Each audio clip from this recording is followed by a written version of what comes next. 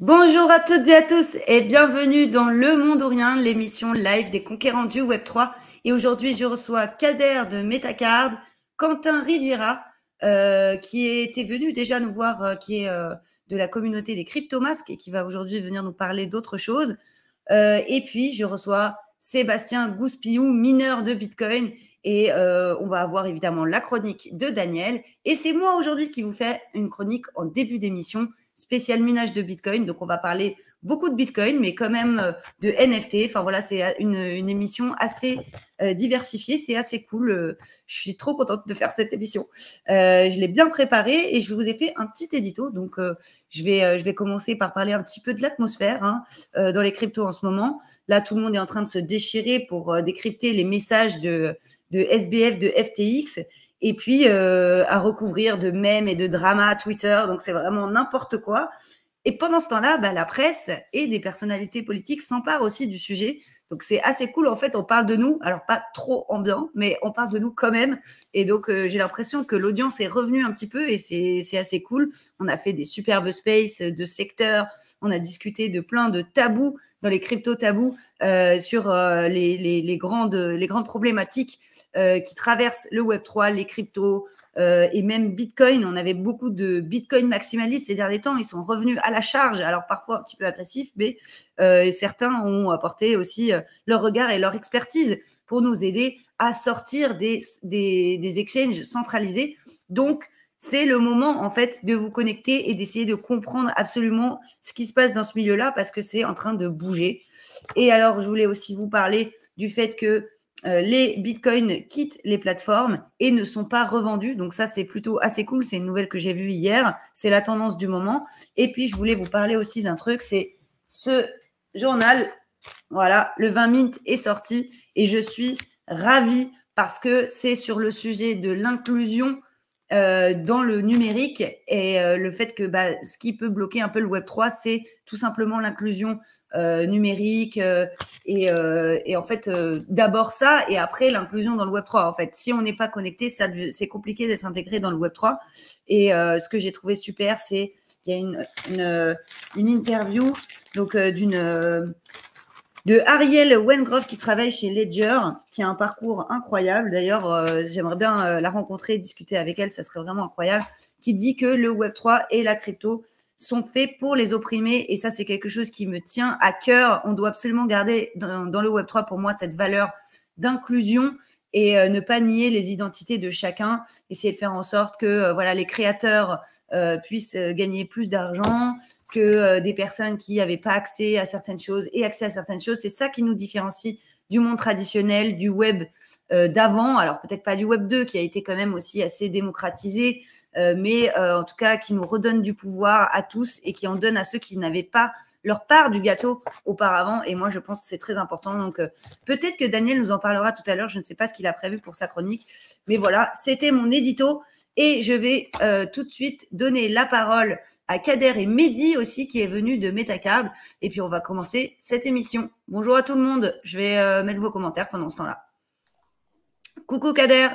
Coucou Agathe, comment Coucou vas-tu? Mehdi. Ça va? Très Bien, bien, très très bien. bien.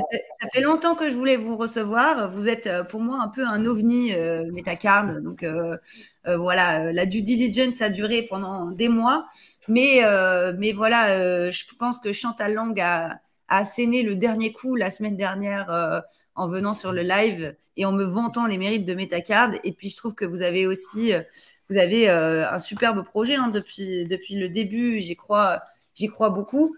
Et en fait, c'est ce que je trouve assez intéressant, c'est qu'on est le 15 novembre, enfin le 16, pardon, moi j'étais hier, et que là, les magasins se remplissent de Père Noël en chocolat. C'est bientôt Noël. On a envie d'offrir, pour ceux qui fêtent pas Noël, pour les fêtes, des choses et surtout les entreprises aussi. C'est le moment pour elles de gâter leurs salariés, de remercier leurs partenaires et leurs clients avec des cartes de vœux. Et donc, l'industrie du cadeau, je ne le savais pas et je l'ai appris dans votre white paper, c'est 1000 milliards d'euros le marché. Donc, comment vous avez, vous, d'abord commencé par identifier cette idée et comment vous expliquez le fait qu'il y ait quelque chose à faire avec le Web3, voilà, entre ces deux industries?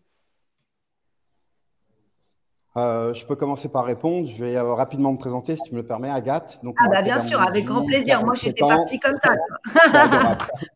C'est adorable. Donc, 47 ans, vieux jeune papa de 3 enfants, et j'ai passé plus de 24 ans dans l'entrepreneuriat. Donc, tu connais l'adage, je ne perds jamais, soit je gagne, ou soit j'apprends. Donc, moi, j'ai beaucoup appris au début, et grâce à cet apprentissage, j'ai commencé à très bien gagner, puisque j'ai participé à la création de plusieurs grosses startups qui ont eu une réussite sans nom. Et si tu veux, je vais te pitcher rapidement la petite genèse de Metacard, parce que Metacard, c'est un vrai pourquoi, c'est une vraie ambition, et Metacard est né d'une frustration à la base. Moi, je suis issu d'un entrepreneuriat Web 2, et si tu veux, il y a quelques années, il y a à peu près 2-3 ans, j'ai un ami crypto-friendly qui, à l'époque, avait lourdement insisté pour que j'investisse dans de la crypto-monnaie. Et moi, si tu veux, cet univers, c'était quand même quelque chose d'assez opaque, quelque chose de bizarre, quelque chose que je ne comprenais pas. Et j'alliais ça aussi à un monde pas sain en vérité. Mais il a tellement insisté, et comme c'est le parrain d'un de mes enfants, à l'époque, j'avais pris une poche et j'avais investi sur de l'ETH. Et je m'en rappelle parce que mes premiers achats étaient à 380 $. Et ce qui s'est passé, c'est que très rapidement, j'ai fait un x2, x4, x6, x8, x10. Et là, je n'ai pas compris en vérité parce que je n'avais plus besoin de prendre l'avion pour aller voir des salariés, négocier des contrats, acheter des stocks. Et je m'étais dit, mais c'est quoi cet univers où de chez moi, je peux gagner de l'argent? Donc, il s'était passé deux choses. La première, c'est que j'ai voulu faire un parcours initiatique, donc comprendre cet univers. Et c'est d'ailleurs là où j'ai rencontré Mehdi et d'autres founders et beaucoup d'advisory boards chez Metacard. Et la deuxième, c'est que j'ai voulu emborder tous les gens que j'aime parce que c'est mon ADN. Moi, quand j'ai un bon plan, je veux que tout le monde en profite. Et donc, j'ai voulu emborder ma belle-sœur, ma famille, mes amis, mes associés. Et tous étaient sur le même positionnement. Non, je n'y comprends rien. Fais attention, c'est un effet de mode. Ça ne marchera pas ton truc. Et de là, ça avait généré de la frustration en vérité en moi. Et un soir, avec Mehdi et tous les amis, je leur avais expliqué un peu ma problématique de ne pas pouvoir aider les gens que j'aime à venir découvrir cet univers. Et on s'était tous rendu compte qu'on avait tous la même vision et les mêmes croyances. On était tous convaincus qu'en tant qu'entrepreneur, cet univers, ce fameux Web3, pouvait apporter d'énormes opportunités. Et en même temps, qu'elle pouvait apporter d'énormes opportunités à n'importe quelle personne qui vienne découvrir cet univers. Mais qu'on n'était pas outillé pour les emborder. Et donc, on s'était posé une question. Qu'est-ce qui ferait que n'importe quelle personne vienne nous découvrir et vienne comprendre ce qui était en train d'arriver? Ben, naturellement, ça a été le cadeau, la carte cadeau. Alors, pourquoi le cadeau? Je vais laisser Mehdi en parler, mais le cadeau, c'est vraiment une symbolique. C'est déjà un acte d'amour. Et de là est né Metacard. Mehdi, je te donne la parole. Merci Kader, merci Agathe. Bonjour à tous. Je suis très ravi. Moi, je suis Mehdi, je suis le CEO de Metacard. Et en fait, l'idée du cadeau, ça venait certainement d'une frustration, mais aussi d'une volonté d'innover et d'entreprendre dans la blockchain. Parce on l'a vécu depuis le début. Le Bitcoin a réglé une problématique extraordinaire, celle de la double dépense, et qui a permis d'une création numérique, d'un objet numérique, d'avoir une vraie valeur économique qui est sujette bien évidemment à un marché de l'offre et de la demande.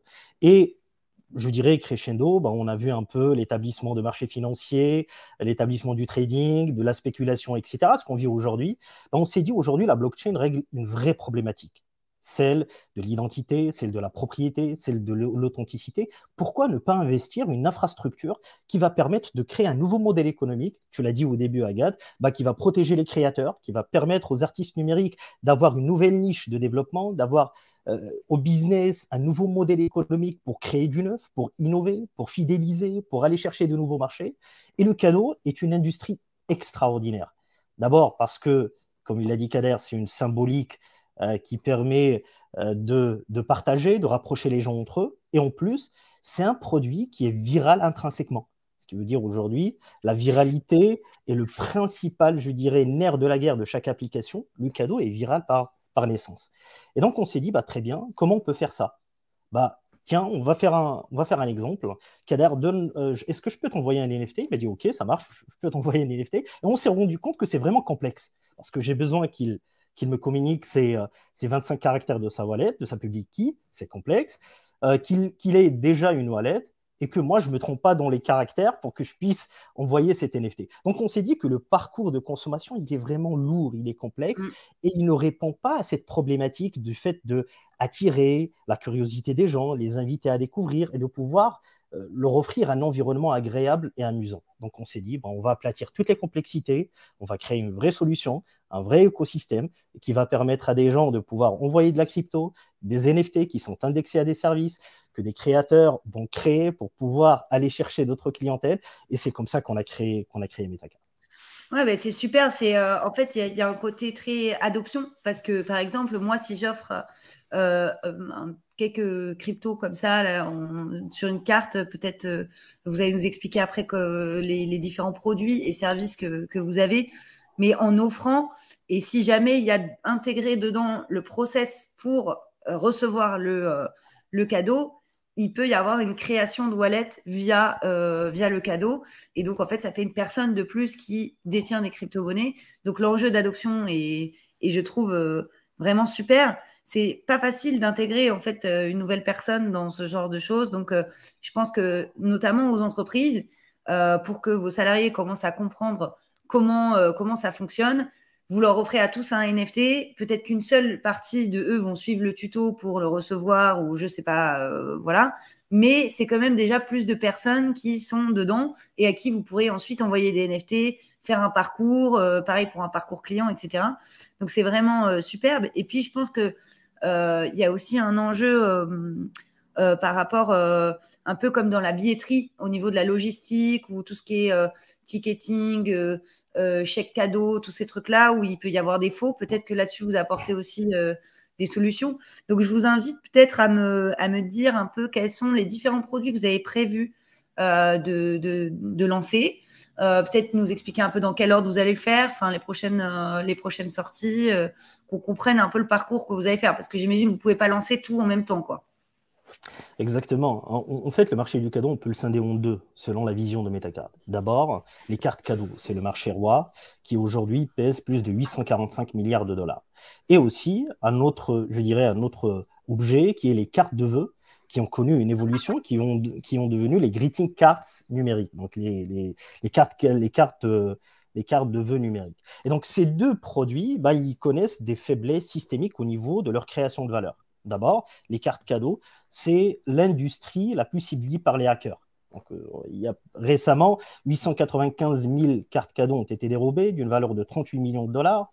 Les cartes cadeaux, c'est aussi le moyen de paiement le plus choisi par les scammers, par les fraudeurs. Donc, le FBI a déclaré récemment en 2021, c'est 4,2 milliards de dollars qui ont été dérobés malheureusement. Et donc, il y a vraiment une faiblesse systémique parce qu'il n'y a pas, je dirais, un certificat d'authenticité, la possibilité de tracer, une identité numérique qui soit adossée à la preuve de propriété. Donc ça, c'est une vraie problématique que la blockchain répond d'une manière, je dirais, explicite. Le deuxième élément de carte de vœux, ça marche très bien, c'est un marché de 20 milliards de dollars. Malheureusement, les créateurs ont zéro. Et ça, c'est flagrant parce qu'on peut créer, une création, une œuvre numérique, mais on ne peut pas l'authentifier. Pourquoi ? Parce que le modèle Web 2, technologiquement parlant, il ne permet pas cela. Par contre, la blockchain, le fait de l'inscrire, le fait de le configurer, le fait de créer un NFT, ça permet de valoriser la création numérique et permettre à des créateurs d'innover encore, de créer encore et de rester focus sur leur passion, leur métier et leur art. Donc là, c'est les deux problématiques. Nous, Metacard, on se positionne comme étant une solution simple, comme disent les Américains, ready to use, qui permet à des créateurs de créer des NFT sur la base, bien évidemment, de leur artwork, de leur création artistique, et de les mettre sur la marketplace. Sachant, pour ton information, Agathe, le marché de la carte de vœux, c'est plus de 600 célébrations. Et notre objectif, c'est de vraiment renouer la création artistique à la joie de célébrer, aux occasions, à la joie d'offrir, etc. Et la même chose pour... Les marques, elles pouvaient être frileuses à l'idée avant de faire un partenariat, j'imagine, je sais pas, un grand groupe qui veut remercier ses partenaires et aurait pu choisir qu'un designer spécial fasse la carte de vœux pour l'année. Et en fait, c'est un peu une dilution de son art pour l'artiste, alors que là, il y a une authentification, on sait que c'est un vrai souvenir, etc. Donc, c'est vraiment chouette ça. Mm. Exactement, exactement. Et pour les cartes cadeaux, ce qui est vraiment très intéressant, c'est que la possibilité de créer des NFT qui donnent accès à des services et à des produits. On peut indexer cet NFT à être un VIP Access, un discount, moins 20% sur le prochain produit. À Ça me une permet utilité. d'avoir, exactement, ça me permet d'avoir le produit physique plus son jumeau numérique, un wearable que je peux utiliser pour mon avatar. Donc il y a vraiment des use cases qui sont infinis. Comme disent les Américains encore, the sky is the limit, et on donne la possibilité à des créateurs, à des builders, à toute personne qui souhaite innover et créer, d'avoir une plateforme no code, une interface utilisateur qui est tout à fait simplifiée et des outils qui vont leur permettre de créer, de vendre, de se connecter avec leur base et développer bien évidemment cette adoption qui nous est chère. Et là, par exemple, si je veux offrir des cartes de vœux là, à toute ma commune, je sais pas, hein, avec vous, je fais comment? Est-ce que je vous appelle? Est-ce qu'il y a une plateforme? Est-ce qu'il y a un site web? Est-ce que je dois trouver l'artiste? Ou est-ce que vous avez des propositions? Voilà, est-ce que vous pouvez nous détailler un peu? Parce que là, on est quand même le 16 novembre, les gars, hein, c'est dans pas longtemps. Hein, Bah, Metacard.gift à partir de décembre, Ouais. pour les fêtes de fin d'année, bah, on peut offrir des NFT à toute personne, des NFT cartes de vœux. En fait, on va le dire, hein, c'est un petit secret, c'est une petite confidence. Aujourd'hui, on organise le plus grand contest créateur pour créer des NFT artistiques qui ont pour objet de célébrer des occasions. Il n'y a pas que les fêtes de fin d'année, il n'y a pas que Noël, il y a aussi l'an chinois, il y a aussi, je dirais, le Diwali indien. Il y a vraiment des célébrations extraordinaires qui fédèrent des personnes, qui fédèrent des communautés, en plus des célébrations et des occasions personnelles, un baptême, un anniversaire de mariage, la Saint-Valentin, etc., etc. Et donc, l'idée, c'est de créer un challenge avec un prix, avec différents giveaways qui va fédérer des artistes, des créateurs, à créer de l'œuvre artistique qui est vouée à être offerte, qui est vouée à la célébration et à la joie. Donc, à Donc partir moi, des fêtes de fin d'année, je pourrais choisir sur votre site le design parmi les gens qui ont participé au exactement, challenge. Ok. exactement, exactement. Il y aura des petits créateurs comme il y aura des artistes de renom. Ah, super. Et donc ça sera sur votre site là, début décembre, quoi. C'est plutôt la deuxième moitié de décembre, pour tout Deuxième dire. moitié de décembre. Ok. Et ce Exactement. sera pour toute l'année si je veux fêter le Nouvel An chinois aussi. Très bien. Pour toute l'année, Bon, bah, c'est exactement. cool. Je sais pas, hein. Ou l'Aïd, on Ouais, verra. ouais, pourquoi pas. Pour l'envoyer pour l'Aïd. J'avais une autre question. Ouais, du coup, par quoi vous avez commencé? Vous ciblez qui? Vous avez commencé d'abord peut-être, là, ça a l'air d'être, c'est plutôt B2C, B2B. Est-ce que vous avez une stratégie voilà, que vous pouvez nous partager, évidemment, mais par quoi vous attaquez le marché d'abord? Parce que, bon, bah, il est très gros, on a compris, mais bon, il faut bien prendre une petite lorgnette, tirer un fil, quoi. Ouais, exactement, exactement. Là, on a un peu l'image macro, mais il faut commencer de quelque part. Et c'est quelque part, c'est vraiment renouer un peu l'art, la création artistique, et de créer un marché de niche où cet art, il peut s'épandre. Voilà. Et donc, l'idée, c'est de commencer par des NFT cartes de vœux qui vont plus cibler, je dirais, entre parenthèses, le B2B2C, parce que nous avons des créateurs d'une part et nous avons également des end-users d'autre part. Ok, donc vous allez quand même aller chercher peut-être des marques qui vont vouloir, ou des entreprises, des employeurs en fait, qui vont vouloir proposer ça pour, bah, comme je En disais fait, tout à l'heure, pour leurs on est partenaires, leurs déjà, salariés. ouais, on est déjà en contact avec deux groupes par rapport à cela, deux groupes français du CAC 40, et qui veulent inscrire cette NFT carte de vœux et bien évidemment les fêtes de fin d'année dans leur stratégie d'acculturation et de Web3 upskilling. Et donc, Ouais. l'idée, c'est de vraiment donner à cet NFT une durée de vie qui va lui permettre d'évoluer dans le temps et de permettre d'accéder à d'autres services, à d'autres produits et surtout à d'autres expériences. Ok, bah écoute, enfin écoutez, c'est chouette, hein. Moi, je suis ravie. J'irai regarder du coup en décembre ce qui se fait et peut-être que je choisirai d'envoyer des, je ne sais pas. Ça vous dit, dites-moi dans la commu là sur LinkedIn et YouTube si vous voulez recevoir une carte de vœux. Je vais voir si on peut faire ça. Bon, moi, après, je l'ai jamais fait, en fait. Même NFT ou pas NFT, je suis pas, j'avoue, je suis pas très sympa, moi, en fait. Hein. Je fête pas les trucs. Je dis pas joyeux Bon. Noël, Aïd Mabrouk. Pro- Je dis pas. Promis, Metacard va t'envoyer de jolis NFT pour la fin de l'année. Ouais, bah pourquoi pas. Alors, il y a une question de Grégory Montfort, et après, moi, je dois faire ma chronique avant que n'arrive Sébastien Gouspillou, mais donc, une question de Grégory Montfort. Ils font une ICO, il me semble. C'est vrai ou pas? J'ai pas regardé. Absolument. Oui, il est bien Absolument. renseigné. Elle est privée à l'instant. Elle est vraiment privée. Ah, d'accord. On ne communique pas là-dessus. Nous avons une communauté d'investisseurs, des personnes qui croient bien évidemment dans le projet et qui croient dans une masse adoption qui est plus basée sur l'utilité. On a vu une masse adoption qui est basée plus sur la finance, la création de services financiers. On dit aux gens, venez acheter de la crypto, mettez-les en staking, vous aurez du yield farming. Pourquoi? Parce que votre OPCV ne vous rapportera pas la même chose, parce que votre livret A ne vous apportera pas la même chose. Mais je pense qu'aujourd'hui, on atteint cette limite avec l'actualité du marché. Par contre, quand on prend la blockchain et on crée du neuf, on crée vraiment de l'utilité qui va changer la vie des gens, qui va apporter aux créateurs un nouveau business model et qui va permettre à des marques, bien évidemment, de s'inscrire et d'avoir un nouveau utile qui va sécuriser leurs assets, surtout les cartes cadeaux avec la problématique du piratage. Et ben, à ce moment-là, on crée de l'adoption qui a un vrai impact sur la vie des gens. Donc, comme l'a fait Uber, comme l'a fait bien évidemment Airbnb, nous, on s'attaque à l'industrie du cadeau avec une technologie extraordinaire qui nous passionne tous, qui est la blockchain. Et oui, on est en ICO. Aujourd'hui, on est en pré-seed, la première phase de notre vente privée. Et je peux dire que ça marche très, très bien. Ça marche très, très bien. On a atteint quasiment la moitié, un peu plus que la moitié de l'objectif. Et il nous reste encore un mois et demi. Voilà. Et là, donc précide, tu veux dire, vous faites de l'equity, vous faites une partie token, Non, une partie. c'est une pré-seed en token sale. Ça veut dire quoi ça? En token sale, c'est que du token. Ah, token sale, pardon, j'ai entendu Ouais, top in sale. Je me suis dit, non, c'est non. quoi? J'ai mal entendu. Ok, super. Pour ceux que ça intéresse, on ne fait pas de chill ici, mais allez do your own research, comme on dit.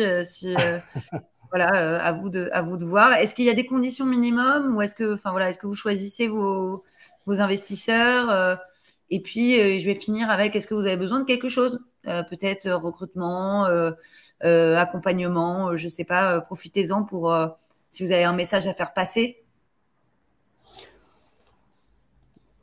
Je ne sais pas, en vérité, on est très bien accompagné. Nous avons un advisory board qui nous accompagne. Nous avons une très, très belle équipe en interne. Nous avons des personnes qui bien évidemment, croient dans Metacard et voient un peu le potentiel extraordinaire de Metacard. Et on est très ravis et bienvenue à toute personne qui croit dans le fait de créer vraiment une utilité pour les gens et de s'attaquer à des marchés bien établis et de leur régler leurs faiblesses systémiques structurelles, parce que c'est ça ce qu'on fait en vérité. Donc c'est ouvert. Ce qui aurait pu être sympa. Deux questions, mais vas-y Kader. Agathe.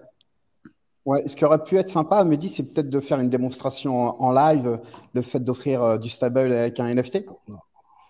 Ah on peut le faire si vous voulez. On a 5 minutes. Je peux te donner l'autorisation de faire. Je crois que tu peux faire une demande de partage. Mais on a deux questions du coup. Peut-être en attendant pendant que je fais ça. Est-ce que ouais, non, je crois que tu peux demander. Quelqu'un demande, vous n'avez pas peur du bear market? Est-ce le moment de lancer des BIS Web3? Je crois qu'ils sont lancés depuis un moment, Metacard. Oui, ou pas. Vas-y, je te laisse répondre si tu veux, Mehdi. Je pense pas en vérité, depuis l'éclatement de la bulle Internet, que le marché a empêché des gens à innover, à créer du neuf.